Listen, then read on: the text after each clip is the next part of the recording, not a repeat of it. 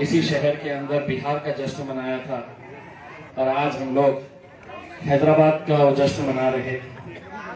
ये इलेक्शन दूसरे इलेक्शन से बहुत हटकर इस हिसाब से था कि हमने पूरे मुल्क में, पूरे भारत देश में कभी कोई ऐसा महानगर पालिका का इलेक्शन नहीं देखा कि जिसके अंदर भारतीय जनता पार्टी के केंद्रीय मंत्री हो, मुख्यमंत्री हो, उनके पार्टी के बड़े बड़े नेता हैदराबाद की सड़कों के ऊपर उतर आए थे और सबकी मंशा यही थी, सबकी कोशिश यही थी कि बैरिस्टर असदुद्दीन अवैसी को उनके गढ़ हैदराबाद के अंदर ही कैसे कमजोर किया जाए। और जिस तरह की भाषा का इस्तेमाल किया गया था वहां पर, एक नेता ने कहा था कि असदुद्दीन अवैसी को वोट देने का मतलब यह है कि इस देश के खिलाफ वोट करना। एक ने कहा था कि असदुद्दीन अवैसी ये पाकिस्तान के जिन्हा का दूसरा रूप है। दूसरे नेता ने कहा था कि अगर हम चुनकर आ जाए भारतीय जनता पार्टी वाले ने, तो हम अवैसी भाइयों को अपने पैरों के नीचे रखेंगे। एक भारतीय जनता पार्टी के नेता ने कहा था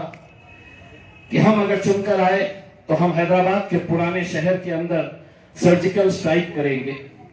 तो इस तरह की भाषा का इस्तेमाल किया गया था, लेकिन इसके बावजूद हमें पूरा यकीन था कि हैदराबाद की आवाम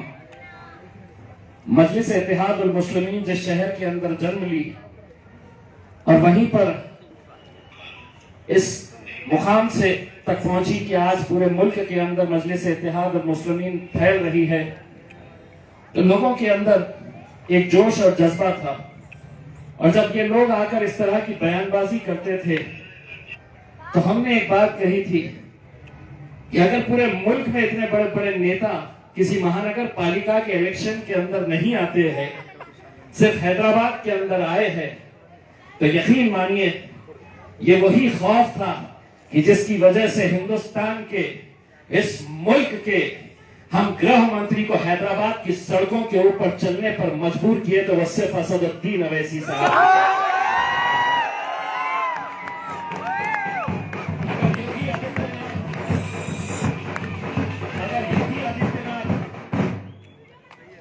रात में 12 बजे तक बजाते रहे। अगर योगी आदित्यनाथ वहां पर आए, जेपी नड्डा, देवेंद्र फडणवीस, स्मृति ईरानी, बड़े बड़े नेता वहां पर आए थे और उन्होंने ये कहा था, अगर वहां पर वो आए थे तो मैं आपको इतना यकीन के साथ कहता हूं कि उन्हें मालूम था ये बात कि अगर हम छोटे मोटे प्यादों को वहां पर भेजेंगे तो दाल गलने वाली नहीं। लेकिन इतने बड़े बड़े दिग्गज नेता आने के बाद भी हैदराबाद की आवाम ने आज सही मानों में सर्जिकल स्ट्राइक किया तो भारतीय जनता पार्टी के ऊपर।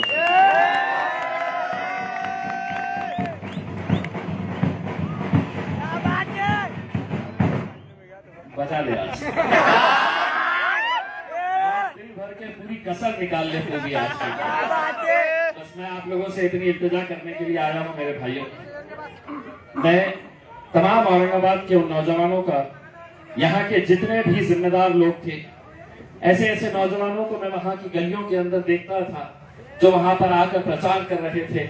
दिन दिन भर रात रात भर वहां पर मेहनत कर रहे थे। और जो नहीं आ सके थे उनका भी इस जीत के सहरे में एक एक फूल लगा हुआ है, क्योंकि जो नहीं आ सके थे उन्होंने यहाँ से दुआएं करके इस जीत के लिए आप लोगों ने यकीन बनाया था।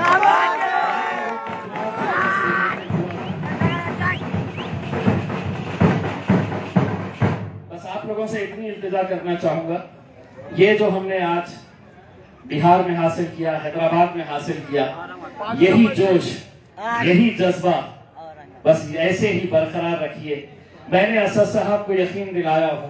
कि असद साहब, हैदराबाद की आवाम को जब हम जाते थे और हम कहते थे कि जो मोहब्बतें आप लोगों ने मजलिस के ऊपर लुटाई है इस बार भी लुटाइए, मैं आपको यकीन दिलाता हूं कि महाराष्ट्र के अंदर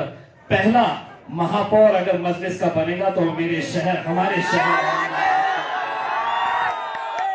यकीन हम लोगों ने दिलाए। बस आप लोगों की दुआएं, आप लोगों का साथ चाहिए। जाते जाते बस एक बार जोरदार नारा लगाइए,